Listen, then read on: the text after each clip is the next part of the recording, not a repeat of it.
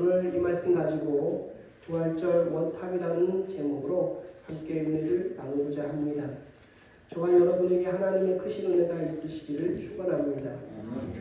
우리 옆에 있는 분들하고 인사하시죠. 해피 이스터. 해피 이스터. 해피 이스터. 네, 반가운 얼굴들이 보입니다. 정말로 감사드리고요.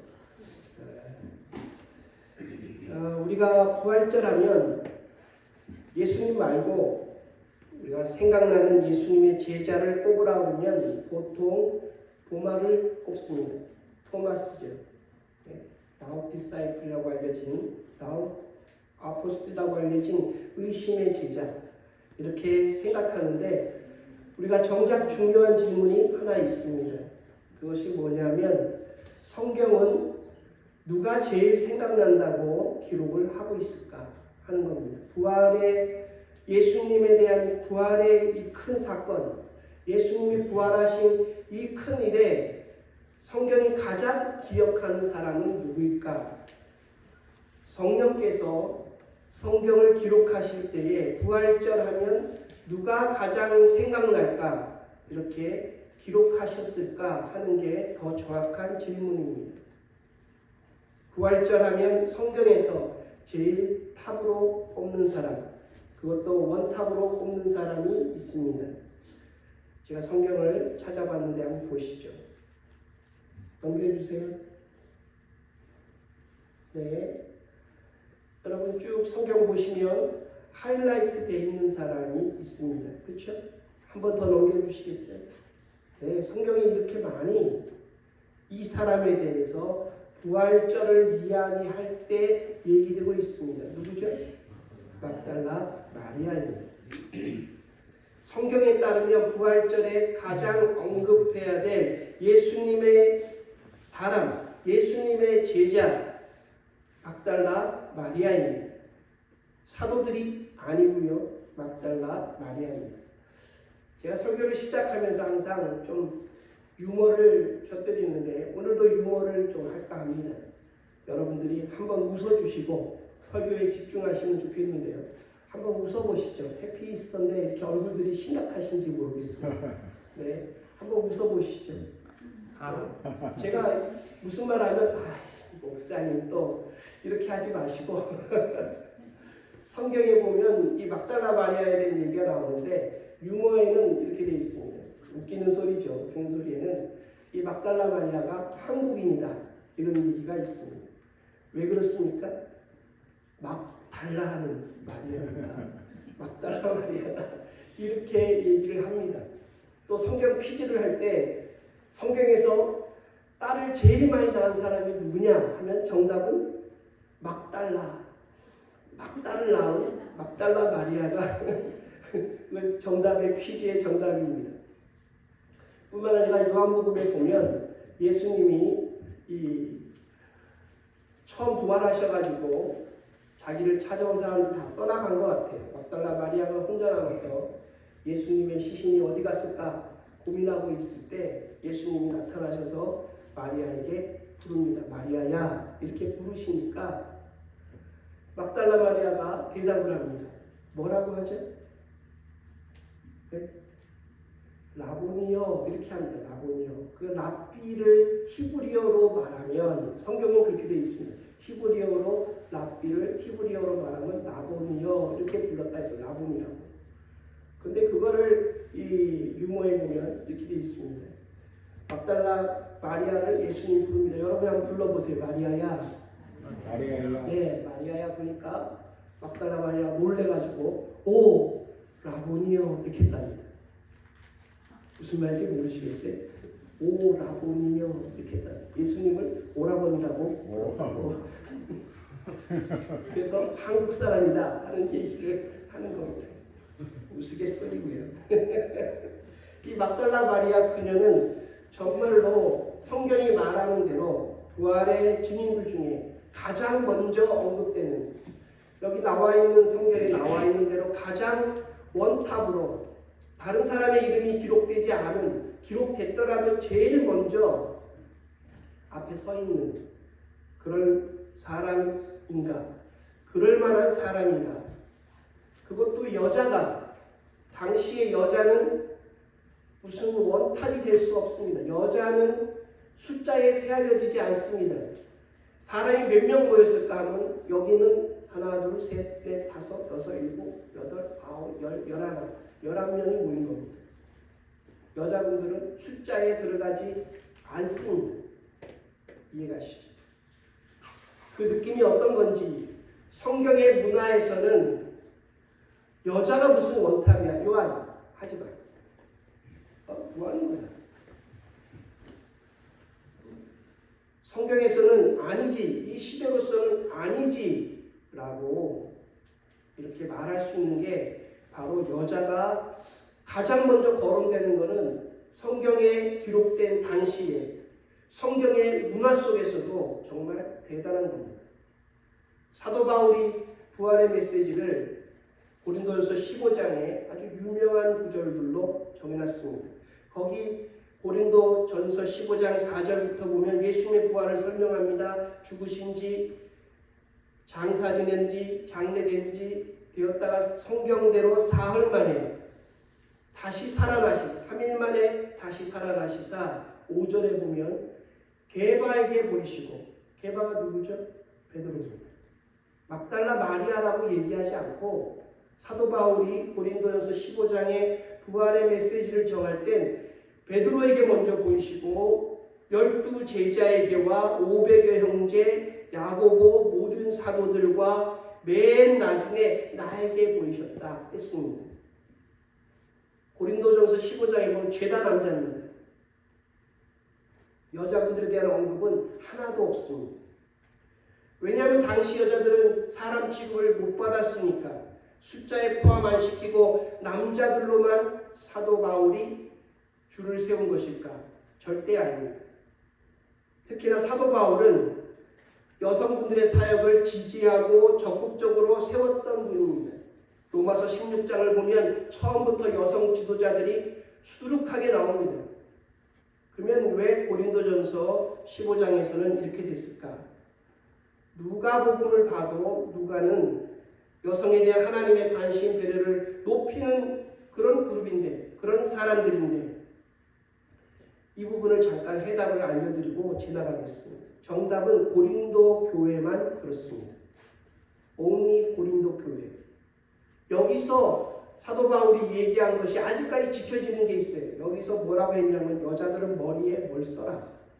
천주교회 가면, 로마 캐톨릭 교회 가면 여자들이 하얀 머리에 뭘 쓰죠? 여기서 나온 겁니다.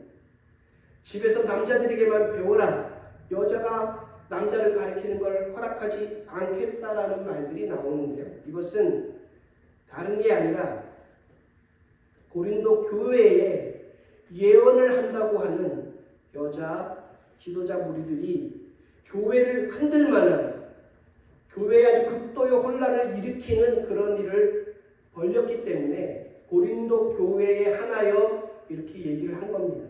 여성 지도자에 대한 얘기를 하면 안 될 것 같아서. 로마 카톨릭 천주교회는 모든 교회의 여자들에게 그렇게 적용해 버렸습니다. 지금도 그러고 있죠.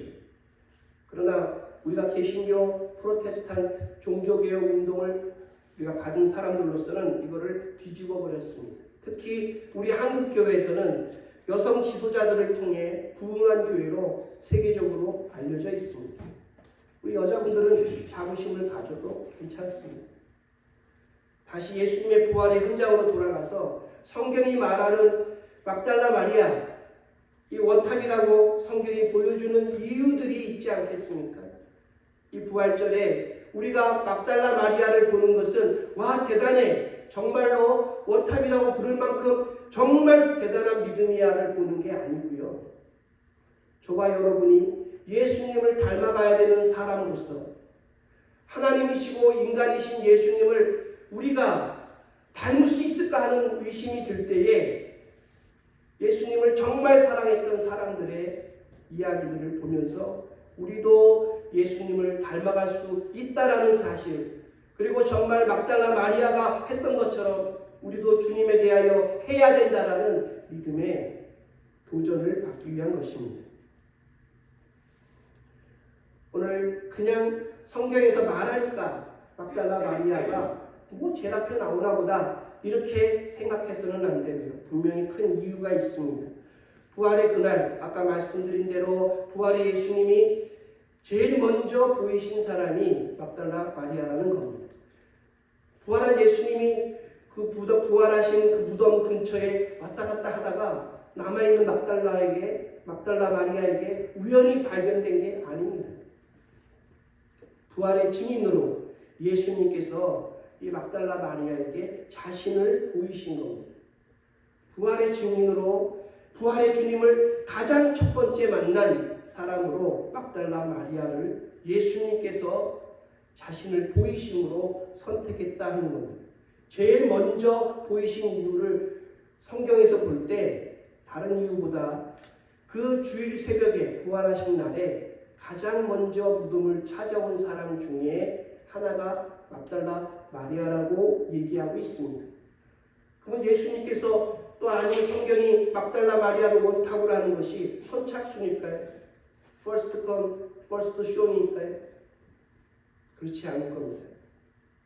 마리아가 예수님의 사도들과 다른 제자들을 다 제쳐두고 제일 먼저 새벽에 예수님을 찾아간 이유는 이 막달라 마리아와 몇 명의 이름이 같은 마리아뿐만 아니라 다른 여자들이 예수님이 십자가에 죽으실 때, 그 예수님의 시신을 내려 무덤에 내릴 때, 그리고 무덤에서 세마포를 싸고 그 무덤을 돌로 막을 때 제자들은 다 도망가고 없었습니다. 남자들은 다 도망가고 없는 자리에 막달라 마리아와 몇 여자만 그 모든 과정을 따라다니며 지켜보았습니다.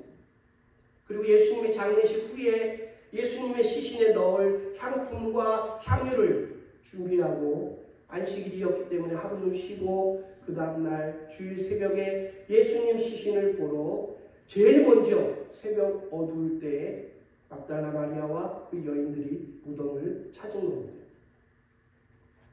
그러면 또 질문해야 될 게 있죠. 왜 막달라 마리아는 아니면 그 여자들은 그렇게 했을까요? 예수님은 이미 돌아가셨습니다. 그것도 로마 군인들의 손에, 유대 종교 지도자들의 손에 비참하게 처참하게 돌아가셨습니다. 끝났잖아요. 그러면 이 새벽 꼭두 새벽에 왜 이렇게 찾아왔을까요? 그렇게 말할 수 있는 이유는 예수님을 만난 이후에 이 막달라 마리아와 이 여자들은 그렇게 살았다고 성경은 전하는 겁니다.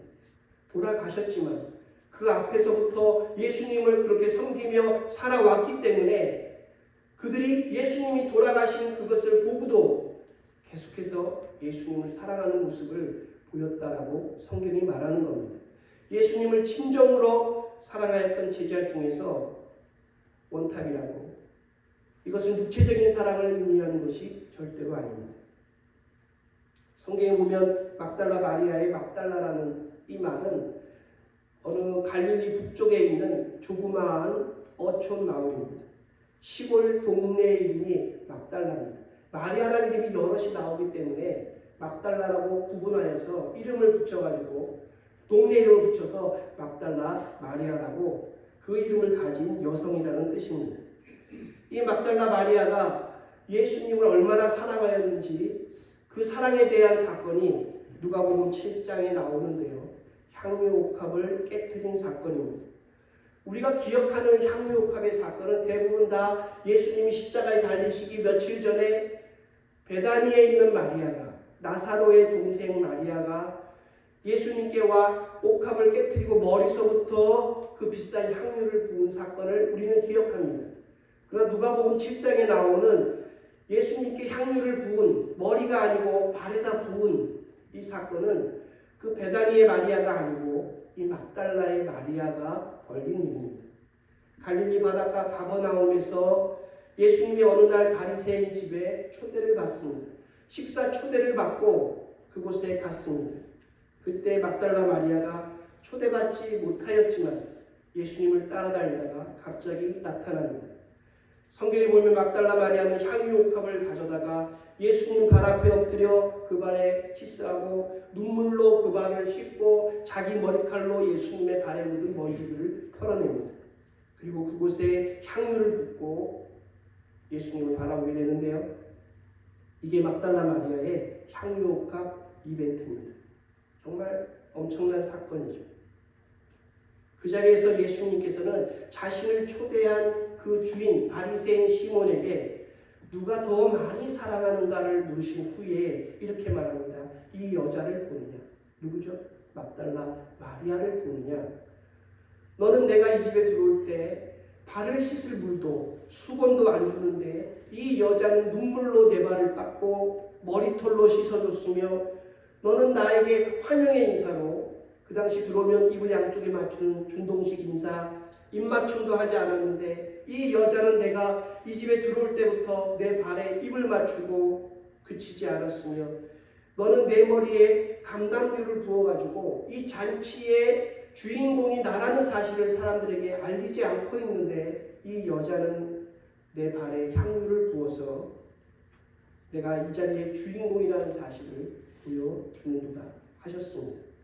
47절에 보면 내가 너에게 말하노니 저의 죄가 막달라 마리아의 죄가 많은 죄가 용서받았느니라. 이는 저가 나를 사랑함이 많다고 하였습니다. 다시 제가 좀 말씀을 드리죠. 그녀의 사랑이 엄청나게 무지무지하게 많았기 때문에 이 여인은 나에게 이렇게 하였고 너는 나를 초대하긴 하였지만 너의 사랑은 없다라고 말씀하시는 겁니다. 막달라 마리아는 왜 이렇게까지 예수님께 자신의 사랑을 표현하셨을까요? 막달라 마리아는 예수님께 인생의 큰 은혜를 받았습니다. 막달라 마리아는 예수님 만나기 전에 성경에 보면 아주 악랄한 악귀 7에 사로잡혀서 몸에 병이 들 정도에 끌려다녔던 여자였습니다. 한국으로 말하면 귀신 들린, 무당에 사로잡힌 그런 무당이 없다고 봐야겠습니다. 5세기 말에 그레고리 로마 황제가 설교를 하면서 그녀를 창녀라고 그렇게 말한 이후에 많은 사람들이 막달라 마리아가 창녀라고 생각을 하지만 성경에는 절대로 그런 장면이 없습니다. 막달라 마리아는 예수님을 만났을 때 창녀보다 더 끔찍한 상황이었습니다. 악귀 7이 붙어서 이리저리 끌고 다니고 괴롭히는 그래서 아주 심한 병이 든 그런 사람이었습니다. 여러분 생각을 좀 해보십시오. 한 명도 아니고 7이 그것도 악귀가 들어있다 보면 어떤 삶을 살았겠습니까? 이 시골 처녀가 어떻게 되었겠습니까? 예수님이 어느 날 제자들에게 이런 이야기를 하셨습니다. 어느 귀신이 어느 몸에 들어가 있다가 어떻게 하다가 쫓겨났는데 나가보니까 거할 곳도 없고 돌아다니다가 쉴 곳이 없어서 다시 그 사람한테 와보니까 집이 깨끗이 청소되고 좋아서 자기 옆에 있던 7 귀신을 데리고 그 사람에게 들어가 그 사람의 상황이 아주 형편없어졌다. 엉망진창이 되었다. 이런 얘기를 하셨습니다. 이 이야기가 막달라 마리아의 이야기는 확실하진 않지만 그 상황은 아주 똑같습니다. 귀신에 사로잡힌 상태가 7이라면 정말로 또 그 상태에서 병이 들었다면 막달라 마리아의 인생은 완전히 밑바닥을 그리고 처참한 그런 삶을 살았을 겁니다. 자신을 끊임없이 괴롭히던 7 악귀들을 예수님께 다 쫓아주시고 병을 낫게 하신 것입니다. 7 귀신 흉악한 악귀들인 그 여자 정말로 어떻게 보면 자신의 인생이 완전히 마귀에게 사로잡힌 그 삶을 구원해 주셨는데 그 여자의 이름이 바로 막달라 마리아라고 성경은 말하고 있습니다.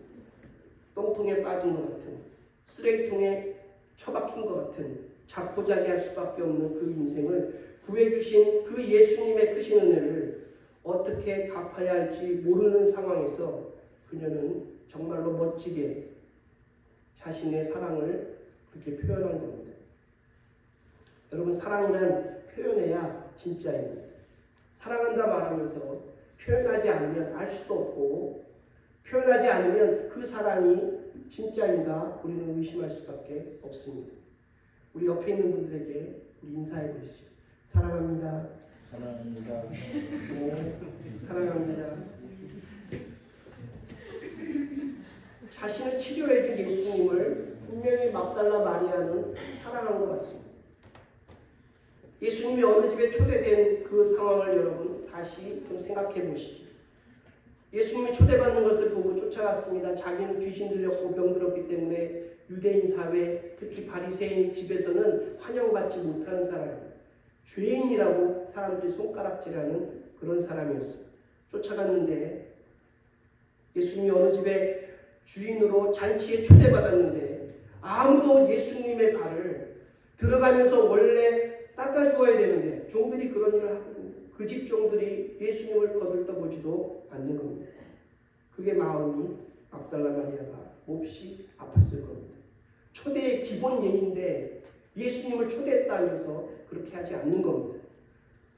그 예수님이 초대대에 들어갔는데 입을 맞추고 주인이 와서 입을 맞추고 예수님 어서 오십시오. 여기 상석에 앉으십시오. 해야 되는데 아무도 나와서 환영 인사를 하지 않고 거들떠보지도 않는 게 막달라 마리아가 봤을 때 너무나 황당한 그런 지경이었을 겁니다. 누군가 왔을 때 아무도 인사하지 않으면 정말로 어떻겠습니까? 또 아무도 예수님에게 감난 그 유를 부어서 향기 나는 향유를 부어서 이 자리에 초대받은 이 잔치가 벌어지게 된 메인이 예수님이라는 사실을 알려야 되는데 아무도 예수님을 거들떠보지 않는 겁니다. 주인인 바리새인 시몬조차 예수님이 왔으면 왔는갑다 생각하고 마는 겁니다. 몸둘 바 없는 감정이 마리아에게서 솟아났을 겁니다. 자기가 모아온 비싼 향유 옥합을, 이 옥합이라고 정말 비싼 걸 담아놓은 향유 옥합을 가지고 그 자리를 들어갑니다. 아무도 자기를 쳐다보는 것을 마리아는 의식하지 않습니다. 들어가 예수님 발에 엎드려 먼지 묻고 더러워진 발을 자기를 구해주신 예수님에 대한 사랑으로 눈물을 흘립니다. 자기를 구원해주신 예수님의 사랑에 감격해서 자신의 눈물로 예수님의 발을 닦습니다. 주님은 이런 대접을 받으실 분이 절대로 아닙니다 하는 분한 마음도 있지만 예수님을 사랑하는 마음으로 눈물을 흘리고 자신의 머리카락을 풀어 수건 대신 예수님의 그 먼지 받고 자신의 눈물로 얼룩진 발을 깨끗이 닦아냅니다. 환영받지 못한 입맞춤 대신하여 예수님 발에 입을 맞추고 예수님이 이곳의 주인공이고 초대받은 손님이라는 걸 보여줍니다. 머리에 향유를 붓고자 하지만 마리아는 감히 그렇게 못하고 발에 붓습니다. 마리아의 사랑은 갚을 수 없는 은혜에 대한 올바르고도 정직한 헌신의 모습을 보여줍니다. 정말 좋아하는 예수님, 나와 자신이 할 수 있는 최대한을 표현하여 예수님이 이런 대접을 받으실 뿐이 아니라 존귀하신 하나님이라는 사실을 보여줍니다. 한국의 여자들만 다니는 대학이 하나 있습니다. 유명한 대학인데요. 어쨌든 그 상담학 교수님이 자신에게 상담받을 것이 있으면 문자로 보내라고 이렇게 했는데 한 질문 하나를 어떤 여학생이 보냈습니다. 남자친구가 군대를 갔는데요. 기다려야 하나요? 버려야 하나요? 한국에는 군대 가면 그 일이 너무 비일비재합니다. 그래서 교수님 답이 이겁니다. 정말 좋아한다면 기다리세요. 그러나 좋아 보였으면은 기다리지 마세요. 그 여학생이 다시 교수님에게 질문합니다. 그럼 교수님 좋아하는 거하고 좋아 보이는 게 뭐가 다르죠? 정말 예리한 질문 아닙니까? 교수님이 답합니다. 만일 좋아하는 것이 있다면 그 좋아하는 것을 위해 대가를 지불합니다. 대가를 지불한다면 진짜 좋아하는 것입니다. 예를 들면 여자들이 정말 좋아하는 옷을 보면 무리해서라도 사고 할인해서 샀다고 거짓말도 감행합니다. 남자도 자기가 좋아하면 그 대가를 지불하고 나중에 그 빚을 갚는다고 쩔쩔매지만 정말 좋아한다면 그렇게 행한다 하는 겁니다. 이제 그 여대생이 답변이 뭐였을까요? 좋아 보였던 것 같습니다 라고 답변을 보냈다. 안 기다리겠다 하는 얘기죠.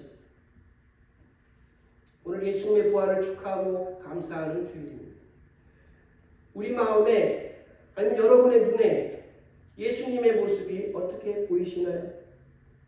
요즘 예수님의 몸된 교회나 기독교의 진리나 예수님이 십자가에서 고난을 당하신 지난 한 주간의 삶이나 우리가 보고 있는 십자가의 이 고통이나 십자가의 구원의 은혜가 훼손되고 무시되며 사람들에게 환영받기는커녕 배척당하는 것을 보면서 별로 가치 없게 여겨지는 것을 보면서 십자가에 죽기까지 우리를 위해 우리를 죄에서 구원하시려고 살아가신 그 예수님의 그 모습에 대해 여러분들은 얼마나 가슴이 아프신가요? 당연히 가슴이 아파야 합니다. 예수님을 진짜 사랑한다면 여러분들 마음에 그 사랑이 있다면 그런 상황들이 가슴 아파야 합니다. 하나님 말씀과 반대적으로 말하는 사람들을 보면은 안타까워야 합니다. 예수님을 진짜 좋아한다면 속상해야 정상입니다.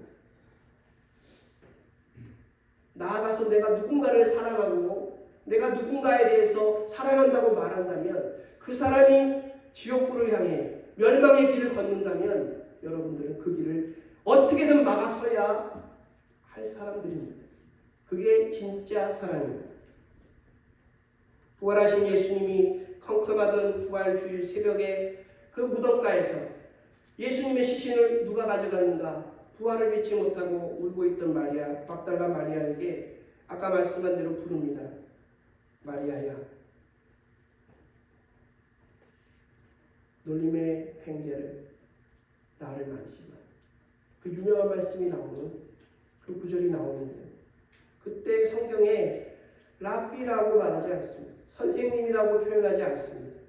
코인의 헬라어로 기록된 그릭 랭귀지로 기록된 성경에 요한복음에 보면 디다스칼레 나의 선생님이여 이렇게 말해도 됩니다. 그런데 굳이 사도 요한은 그 장면에서 히브리어 말로 라보니어 이렇게 말합니다. 라보니 주여라고 말하는 것도 아니고 주님을 뛰어넘어 진정한 제자로 예수님이 고쳐주신 이후에 예수님을 따라다니면서 예수님을 항상 존경의 마음을 담아서 마리아가 불렀던 그 용어대로 라보니 이렇게 부릅니다. 라바이라고 하지 않습니다. 라보니 히브리어로 라보니어 하니 이렇게 따로 기록을 남겨놓은 것입니다. 사도 요한이나 성경을 기록한 앞에서 본 그 기자들이나 성령께서 이 구절을 기록하게 하실 때에 막달라 마리아의 모습은 부활절 그 아침이나 그 이후에도 정말로 원탑입니다. 부활의 소식을 들은 사람들, 부활의 주님을 만난 사람들 중에 막달라 마리아는 기억할 만한 원탑이고 정말로 그 의미는 사탄의 소가 죄를 지은 하와의 후손인 여자들에게 재창조의 시작이고 구원의 대역사가 시작되었음을 알리는 부활의 소식을 전하는 증인으로 여자들이 가장 먼저 선택되어 죄를 짓게 하는데 가장 먼저 앞장섰다라는 그 운명을 쉽게 하신 예수 그리스도의 사랑의 모습입니다. 예수님의 사랑을 보여준 사람, 예수님이 죽는 그 자리와 무덤에 갇히는 그 자리에도 끝까지 그 사랑을 지킨 그 마리아에게 예수님도 성경도 성경을 기록하신 성령께서도 부활의 원탑으로 그녀를 꼽은 것입니다. 사랑하는 우리 한인 커뮤니티 교회 성도 여러분, 우리가 부활의 아침에 모였습니다. 이제 다시 부활하신 주님을 우리가 막달라 마리아처럼 우리 눈앞에서 보게 될 것입니다. 그날에 우리는 두 가지의 감정을 느낄 것입니다.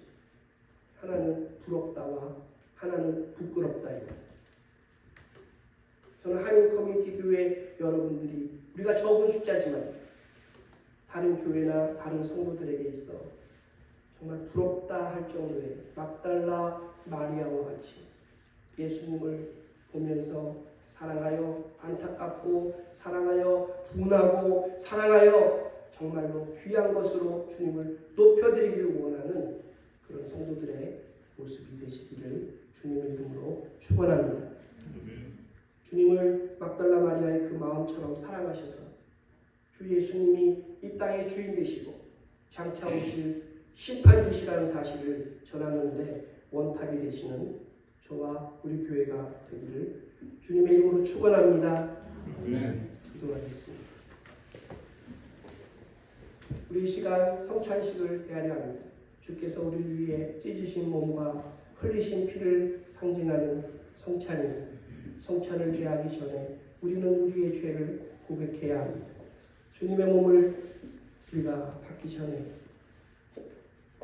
이 거룩하고 은혜로운 이 식탁을 통해 나를 위해 찢으신 주님의 몸과 나를 위해 흘리신 그 피를 우리가 믿음과 기쁨과 감사함으로 참여하여야겠습니다. 여러분 다 같이 우리 기도할 때에 우리가 주님의 마음, 우리를 위해 피 흘리신 그 사랑을 우리가 정말 감사하고 그것에 어쩔 수 없는 정말 어떻게 갚아야 될지 모르는 그 큰 사랑에게 우리가 얼마나 느끼고 사랑하며 행하여 왔는지 우리 시간 용서해 달라고 하나님 앞에 기도하며 성찬을 대하겠습니다.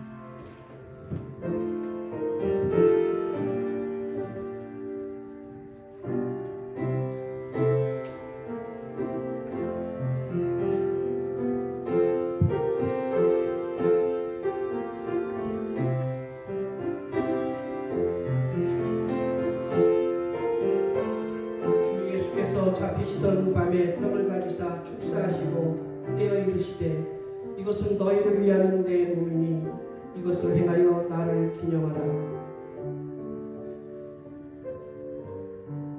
이 잔은 내 피로 세운 새 언약이니 이것을 행하여 마실 때마다 나를 기억하라. 너희가 이 떡을 먹으며 이 잔을 마실 때마다 주의 죽으심을 그가 오실 때까지 전하는 것이라. 그러므로 누구든지 주의 떡이나 잔을 합당하지 않게 먹고 마시는 자는 주의 몸과 피에 대하여 죄를 짓는 것입니다.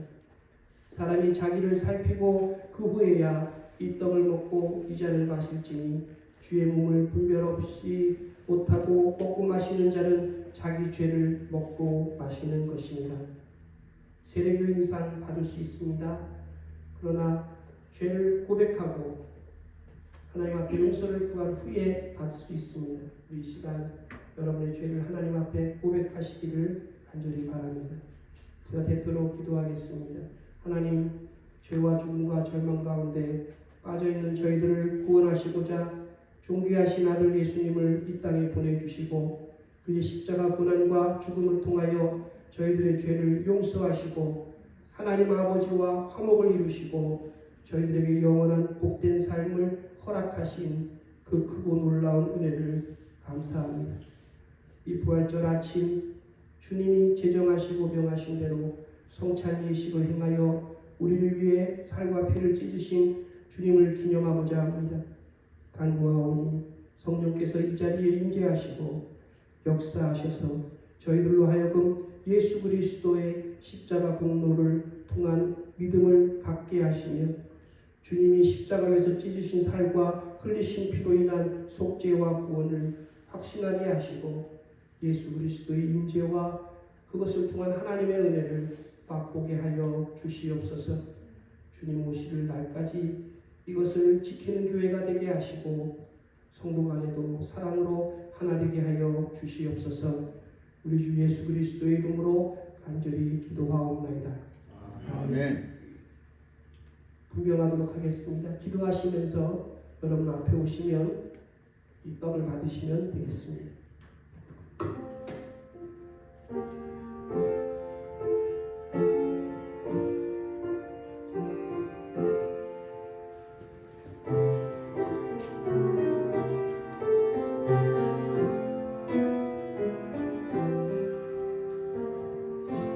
나는 생명의 떡이니 내게 온 자는 결코 죽이지 아니할 터이요 나를 믿는 자는 영원히 목마르지 아니하리라.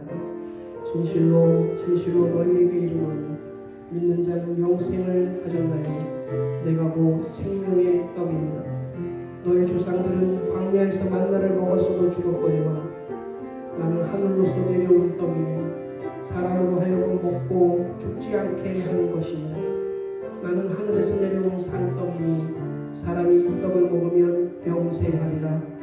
내가 줄 떡은 곧 세상의 생명을 위한 내 살입니다.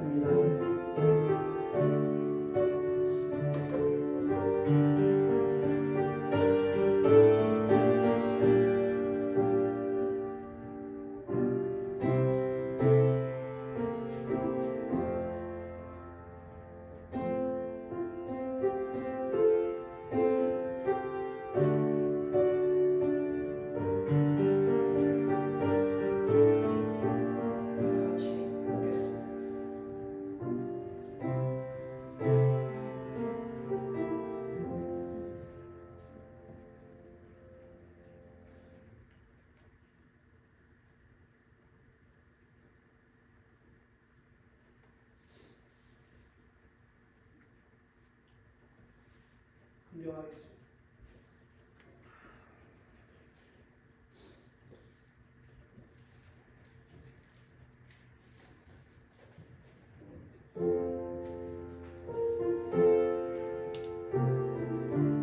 또 잔을 가지사 살해하시고 제자들에게 주시며 말씀하시기를 너희가 이것을 마시라. 이것은 죄사함을 얻게 하려고 많은 사람을 위하여 흘린 바 나의 피 곧 언약의 피니라. 내가 진실로 진실로 너희에게 이르노니 인자의 살을 먹지 아니하고 인자의 피를 마시지 아니하면 너희 속에 생명이 없느니라. 내 살을 먹고 내 피를 마시는 자는 영생을 가졌고 마지막 날에 내가 그를 다시 살리리니 내 살은 참된 양식이요 내 피는 참된 음료로다.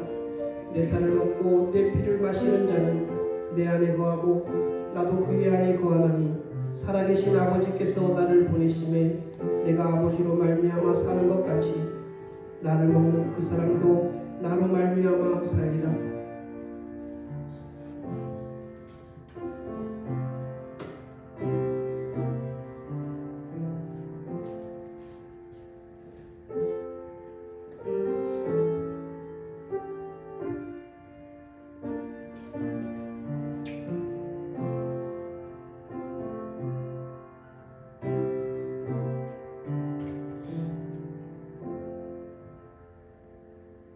분전하시겠습니다.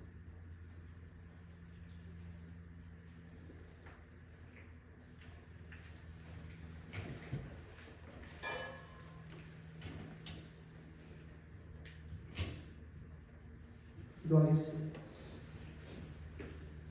사랑의 하나님, 이 시간 저희에게 진정한 하늘의 떡과 음료를 먹게 하심을 감사합니다.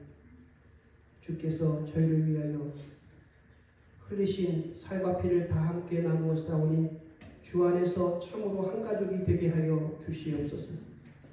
일생 동안 하나님께 영광을 돌리며 살게 하시고 이 세상에서 복음의 증인들이 되게 하시고 막달라 마리아와 같이 소망과 위로를 주는 자들이 되게 하여 주시옵소서. 곧 다시 오실 우리 주 예수 그리스도의 이름으로 간절히 기도하옵나이다. 아멘.